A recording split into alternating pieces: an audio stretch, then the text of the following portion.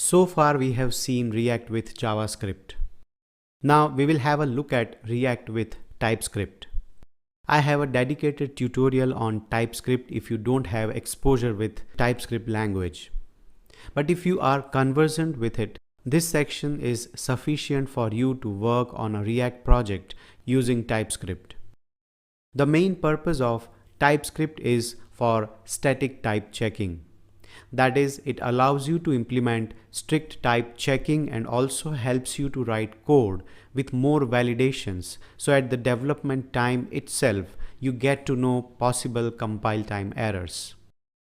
I am including the next 2 lectures only for TypeScript introduction. That is, first one discusses how to install TSC, that is TypeScript compiler, and the second one gives the basic idea of variables and data types.